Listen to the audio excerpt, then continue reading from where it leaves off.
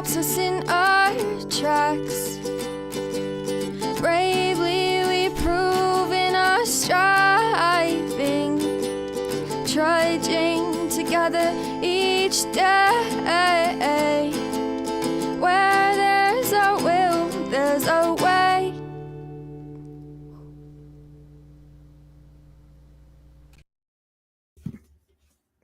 Good.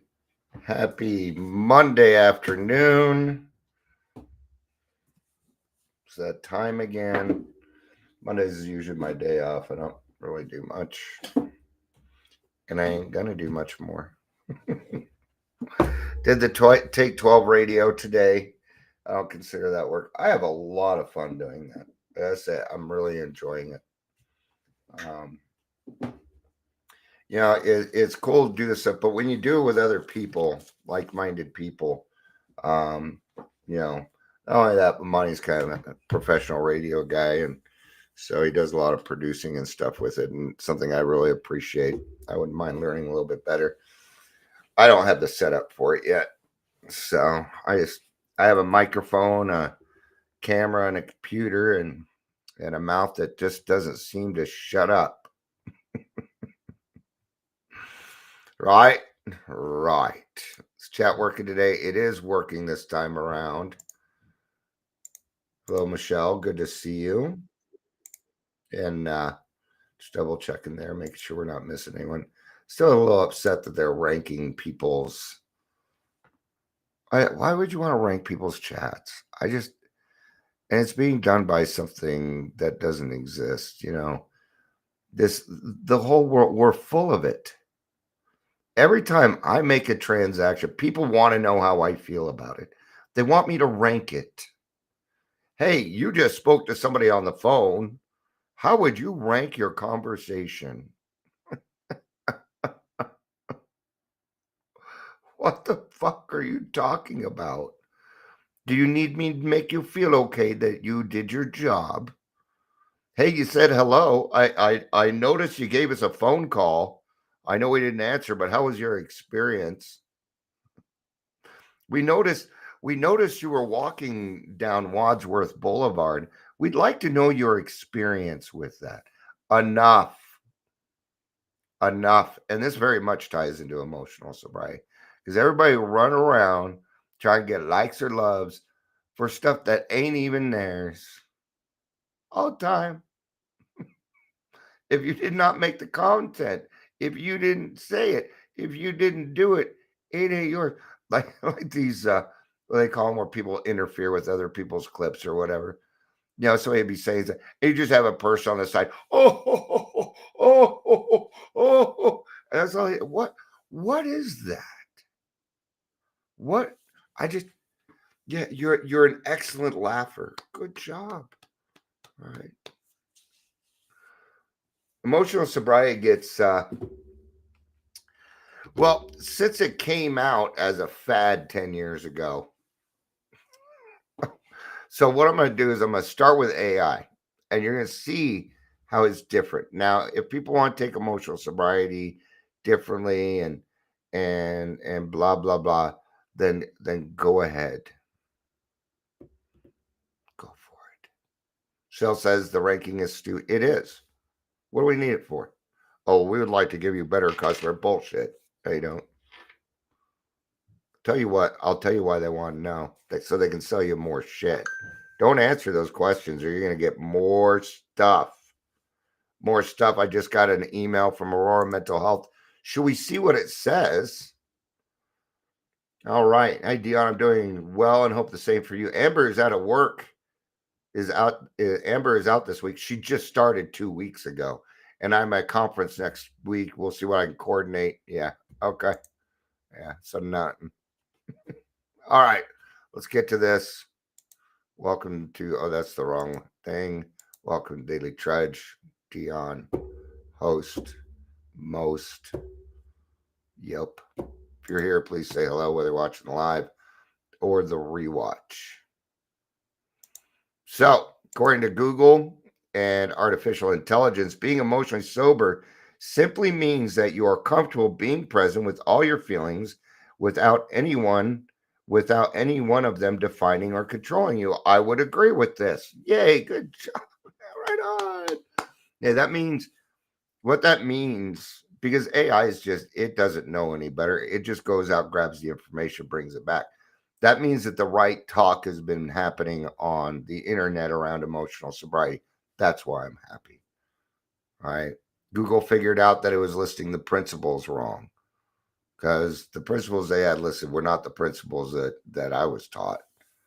But it changed, right? So it updates and things like that. AI only goes based off of what information it can find and bring back. But it always says, like, according to blah blah blah. It never says according to Dion Miller at Trudging Together. I've got lots of stuff out there, you know. We're having fun here. We're having fun. Developing emotional sobriety often involves several activities, working with a therapist to process emotional ups and downs when they happen. I would agree with that. Absolutely, I would. Good job. Hi, Heather. Good to see you. Here's another one. Emotional sobriety is about freeing yourself from being controlled by your emotional state. No matter how happy or sad you get, you're able to cope. I would agree with that too. Yeah, I'm so glad to. What did Bill Wilson say about emotional sobriety?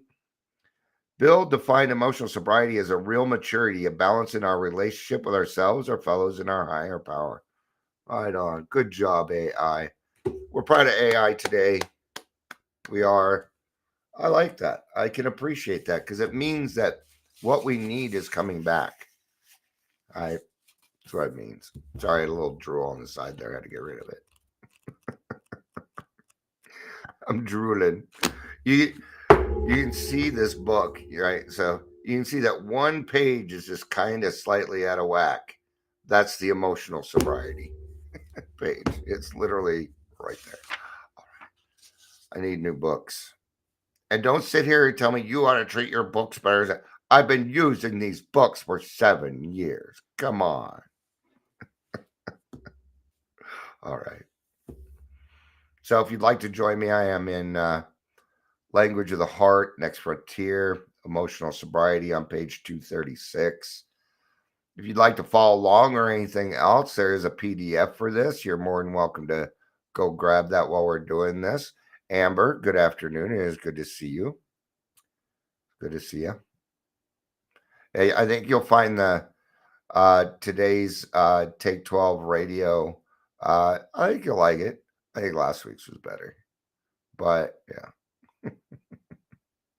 There will not be one next Monday.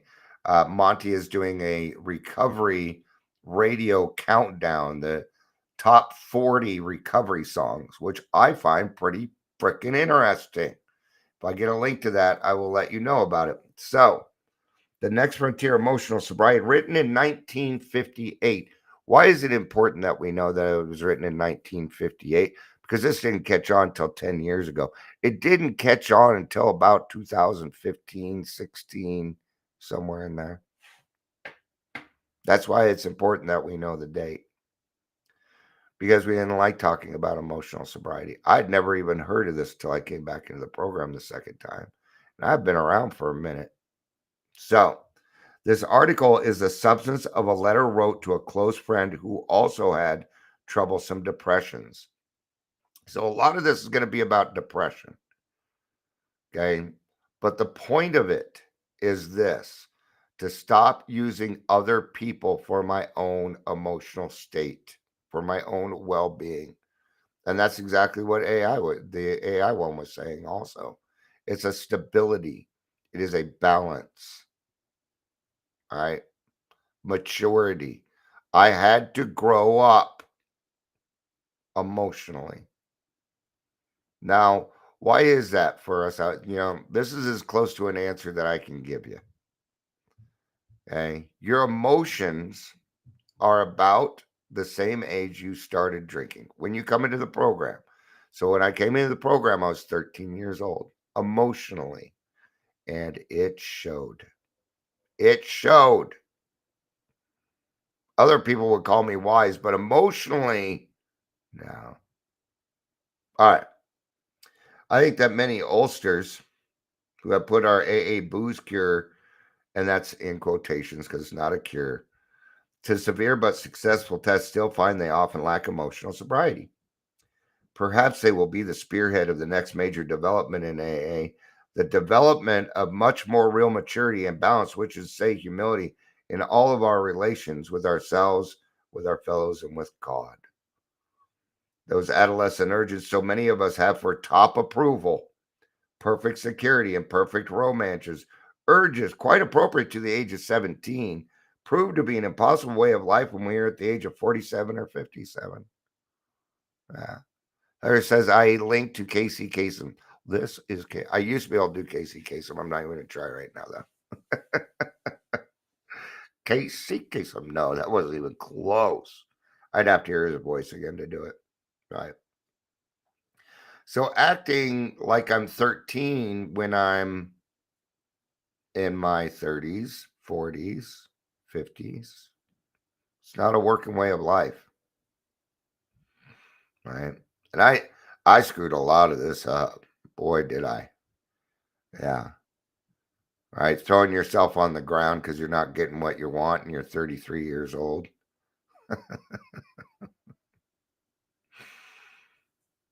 Sanitarium. All right. Since AA began, I've taken immense wall-ups in all these areas because of my failure to grow up emotionally and spiritually. My God, how painful it is to keep demanding the possible, and however painful to discover finally that all along we have had the cart before the horse. Now that's not surprising.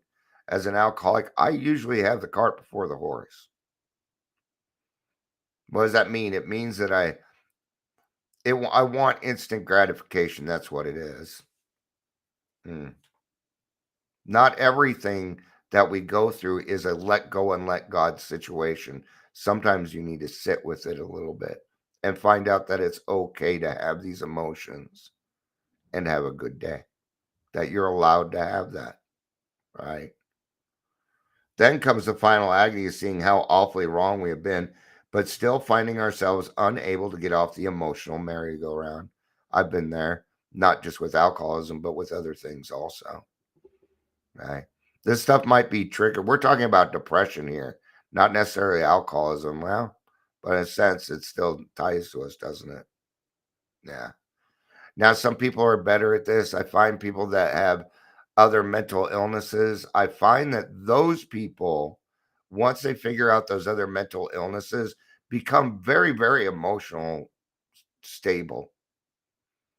Yeah, I have because I've had to work very, very hard at it. All right. Yesterday, I had a very tough conversation with my sister. Probably one of the hardest 9 steps I've done. And God was able to help me keep it together during that. All right. But it was a conversation that was well overdue, and it needed to be done. And I have 8 brothers and sisters, but this sister has always been in my life. We've always been there for each other. I love her a lot. She is my favorite sibling, and she's a beautiful, beautiful person that helps out a lot of people. Been in Al-Anon over 20 years, helping saving our asses. Yeah, yeah. I'm very proud of her for that. How to translate right mental conviction into right emotional results and so into easy, happy, and good living. Well, that's not only the neurotics problem, it's a problem of life itself for all of us who've gotten to the point of real willingness to hew the right principles in all of our affairs. So we're willing, but we're not sure what we're going to be willing. We're not going to be sure what the willingness is for. And if we aren't aware of it, then I mean, we're willing to hew right principles in all of our affairs, but we don't. I couldn't seem to get off what he called the emotional merry-go-round. It was another form of insanity. All right. I can really relate this to my PTSD. Well, when you have nightmares about the same things every night for years, it has an effect on you and your attitude when you wake up. I had to do a lot of hard work to get rid of those nightmares, and they're kind of coming back. I don't think I had any last night. Well, I don't remember, so probably not. Because usually when I have nightmares, I tend to remember them. Even then, as we hew away, peace and joy may still elude us. That's the place so many of us AA ulcers have come to, and it's a hell of a spot, literally. How shall our unconscious, from which so many of our fears, compulsions, and phony aspirations still stream, be brought into line with what we actually believe, know, and want? How to convince our dumb, raging, and hidden Mr. Hyde becomes our main task. People don't hide being well, they hide being depressed.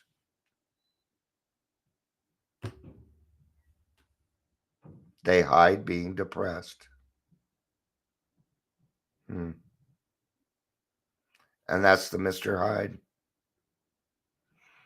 And it isn't that we're ignoring it. We may just not be aware of it. You know, when it comes to trauma, when it comes to past things, we alcoholics have a couple of options. We can either face it or we can wait till we get older and the trauma happens and then you're going to need to go to therapy. Hmm. Michelle said, "What happened to the Heath Ledger Joker poster? My cat tore it down. I just haven't put it back up." Yeah, Sebastian tore it down. I'd take a push pin away from him because he was playing with that. Dumbass. I just haven't remembered to put it back up. So it's laying on the floor over there. Well, now you can really see it. Now that it's down, here, I can show it to you. All right. Don't make fun of me because I'm still in my pajamas.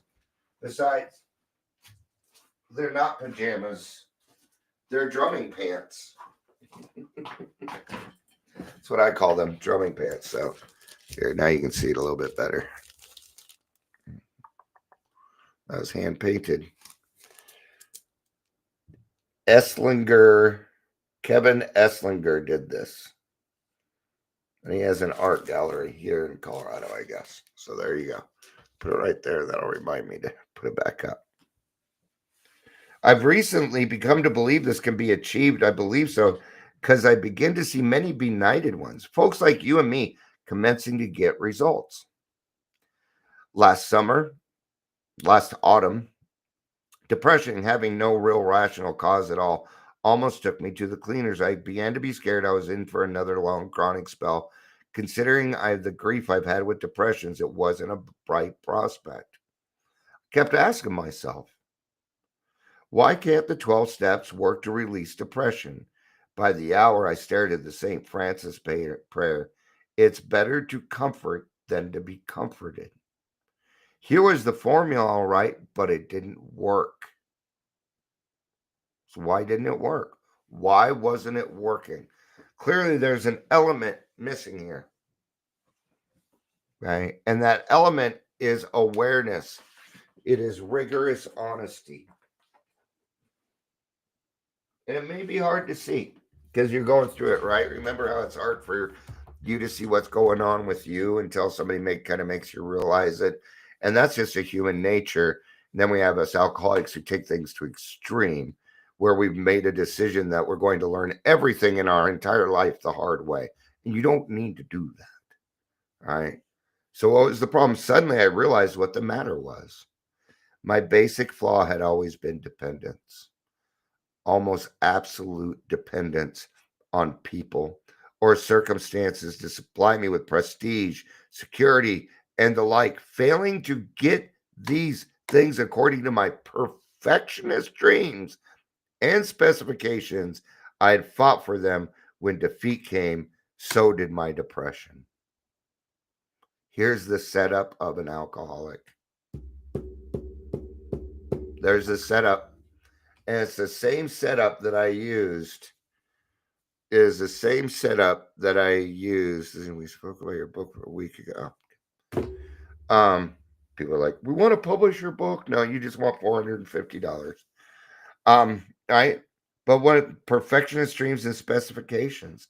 It is my it is my demands that people act a certain way, that you have to call me this, or you have to treat me this way, or that we demand that you do it this way. And there it is. And just because the alcohol is gone doesn't mean that our demands do not still come out, right? I'm very, very particular. I'm very particular. And sometimes that can come across as a demand. Hmm.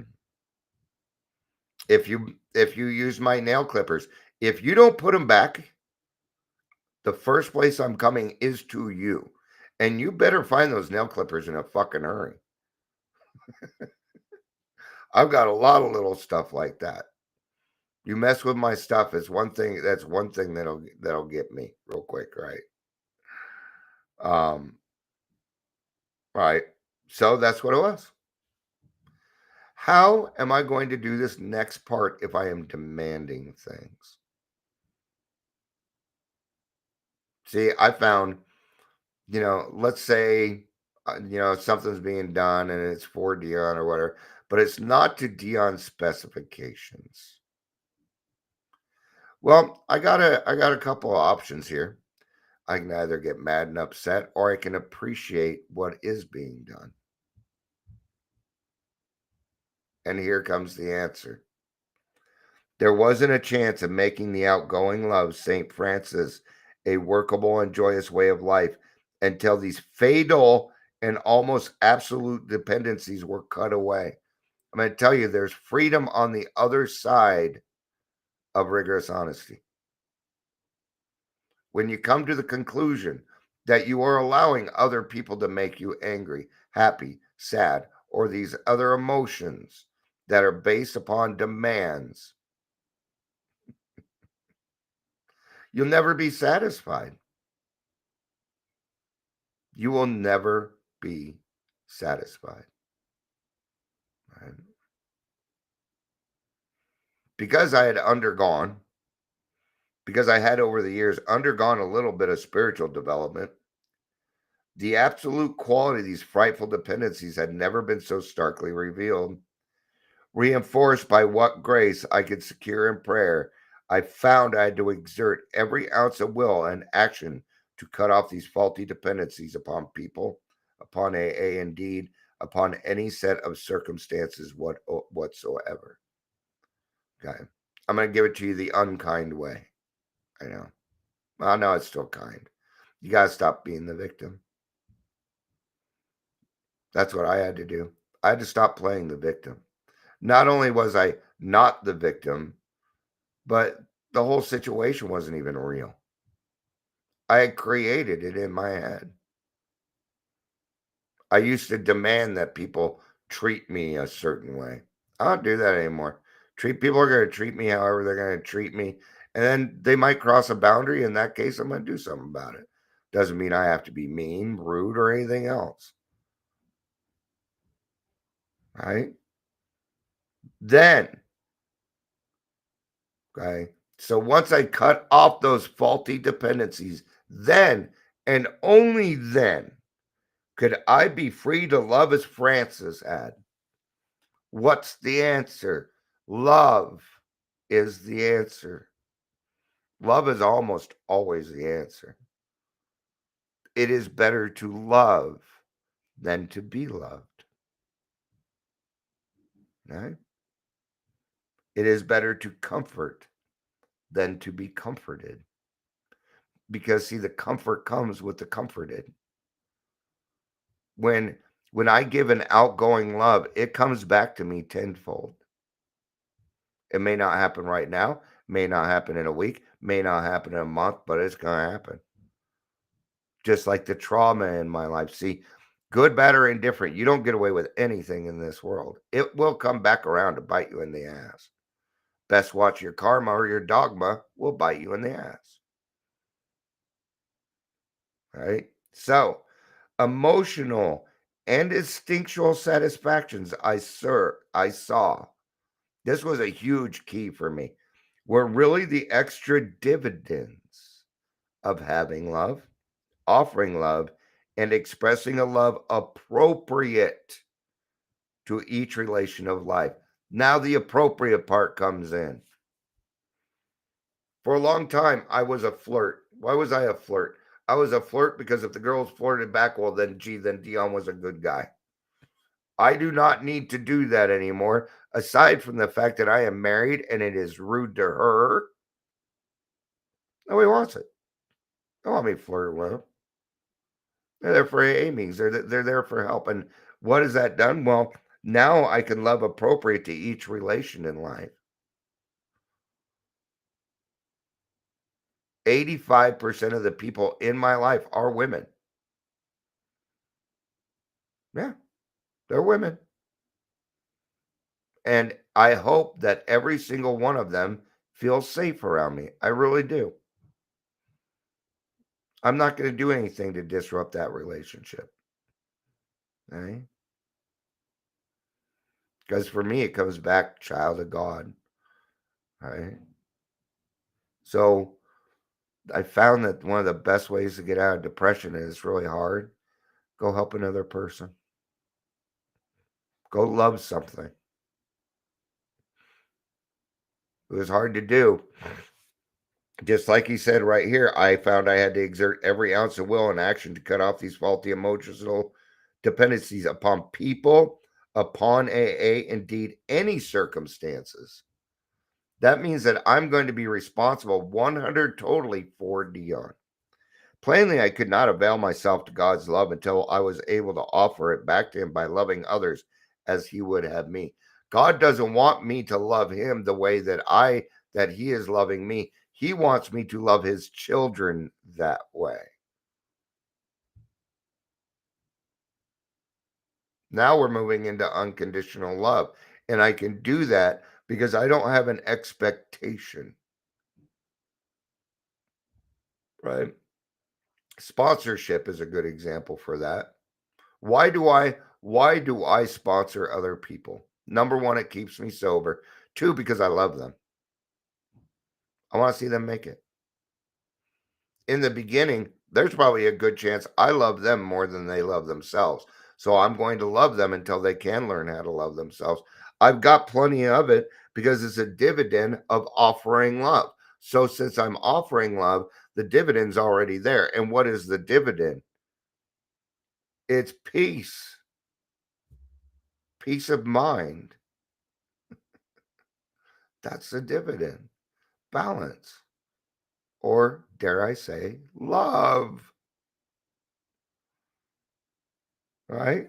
And I couldn't probably do that for so long as I was victimized by false dependency. For dependency meant demand, and demand for the possession and control of people and the conditions surrounding me. All right. So what are we back to? Well, we're back to playing God, aren't we? Right. While those words absolute dependency may look like a gimmick, they are the ones that help trigger my release into the present degree of stability and quietness of mind.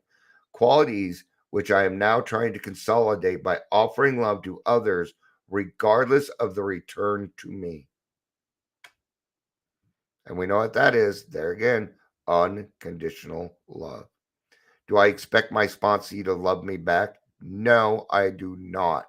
Do I expect my sponsee to do anything? No, I do not. They're either going to follow the suggestions or they're not. And they'll kind of get into this too. So let's get back to this, right? This seems to be the primary healing circuit. What does that mean? It means that it's going to affect more than just those two people. An outgoing love of God's creation and his people by means of which we avail ourselves of his love for us. It is most clear that the real current can't flow until our paralyzing dependencies are broken and broken at depth. Only then can we possibly have a glimmer of what adult love really is. Most alcoholics don't know what adult love is until we get here and start. That's why we go off on these different tangents. We do this, we do that. Yeah. We clamor for this or that, but we refuse to let God into our lives. All right. So I had to find out what adult love really was. Right. It's like yesterday talking with my sister. We had to get down to the nitty gritty shit, man. It had to be, not only did it need to be broken, it had to be broken at depth. It was not easy to do, but it was done. And now that relationship can thrive. Now it can thrive. Spiritual calculus, you say, not a bit. Watch any AA of 6 months working with a new 12 stepper case. If the case says to the devil with you, the 12 stepper only smiles and turns to another case. He doesn't feel frustrated or rejected. If his next case responds and in turns starts to give love and attention to other alcoholics, yet gives none back to him, the sponsor's happy about it anyway. Why would I not be happy about that? All right. Got to get rid of that jealousy. I cannot think of a good use for jealousy. I can't think of a good use for it. It's one word where it's just bad. It's just bad. He still doesn't feel rejected. He rejoices that his one-time prospect is sober and happy. And if his next following case turns out in later time to be his best friend, then the sponsor is most joyful. But he knows well that his happiness is a byproduct, the extra dividend of giving without any demand for return. You want the dividends. Trust me on this one. You want the dividends. Okay? It is when Dion is deciding what the gift is, what the dividend is, that's when it gets a little screwed up. There's my expectation again. So you either take that one or you can do the dividends God gives you. See, my cup floweth over or spilleth over because I give a lot of love. When I am not doing that, my cup is empty. It is all on me. Not only that, but happiness and sadness and these other emotions, they can only happen at one time right now. So when we set ourselves up and what if something to make ourselves happy, we are going to be bitterly disappointed because it's not going to work out that way. All right. You ever had you ever gonna have a conversation with somebody, you played the whole thing in your head over and over and over again and it did not go that way at all, or you went to go tell your story or do this or do that and you wrote notes but you never even looked at your notes? Yeah, see, it was already in your head. It's got to be the moment. There's some things that belong in the moment. Now, I'm not saying don't write it out. The fact that you wrote it out is why you remembered it. Pen to paper has power. All right. All right, so we're going to be wrapping up here. We've got a couple more paragraphs to go. The real stabilizing thing for him was having and offering love to that strange dunk on his doorstep. That was that was Francis at work. Powerful and practical, minus dependency, minus demand. In the first 6 months of my own sobriety, I worked hard with many alcoholics. Not one responded. Yet this work kept me sober. It wasn't a question of those alcoholics giving me anything. My stability came out of trying to give, not out of demanding that I receive. See, when you're willing to give without anything in return, it's an automatic gift. It is automatic. It happens immediately. Does for me. All right. Wait till you get somebody through it. Every day I hear people, thank you, Dion. Thank you. I appreciate it. Thank you, Dion. And why am I doing that? There it is. Because I want to be loved too. And you love me because I love you, or you love me for who I am. That's even better. Because a lot of us were never really loved for who we were we? So when you do that for somebody else, That is the primary healing circuit they were talking about earlier. Oh, I fucking belong. Oh my God, that can bring so much good to somebody. Thus, I think it can work out with emotional sobriety. If we examine every disturbance we have, great or small, we will find at the root of it some unhealthy dependency and its consequent unhealthy demands. Let us, with God's help, continually surrender these hobbling demands. Then we can be set free to live in love. We may then be able to 12 step ourselves and others into emotional sobriety. Of course, I haven't offered you a really new idea, only a gimmick that has started to unhook several of my own hexes at depth.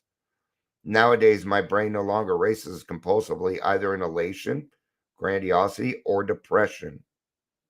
I have been given a quiet place in the bright sunshine. All right. So you may even be asking, well, Dion, how do I go about starting to cut these hexes off? All right. I'll tell you where I started. I went to God and I was honest. God, I clearly have some emotional dependency here. I'm not sure what to do, and I need your help. Because, see, that's a recognition. And once God knows that you realize it, He will send you the answers as long as you're willing and open minded. Because you solving your emotional dependency is probably going to be different than mine. It's not why I'm continuing on with it. I needed a lot of therapy, and I needed a lot of talking with other people who also went through it so that I didn't feel alone. So if you bring your problems to God, He will put the people in your life that you need. You watch. If you're going through it, go ask God for direction. That's the answer in that situation. God, this is going on. Am I doing it? Please show it to me. If I'm doing this, please show it to me. I'm telling you, it's a much better way to go than wait until you're in your 50s and have your first emotional breakdown and at fucking 7-Eleven and they got to put it, call the police and the ambulance and everything else because you're going cuckoo for Cocoa Puffs. I don't want that to happen to you like it happened to me. So, all right. So cut off those faulty dependencies, love people appropriately, and be nice to yourself. Thank you, everybody, for being here. I appreciate it. I love ya. You know I do. Peace out and have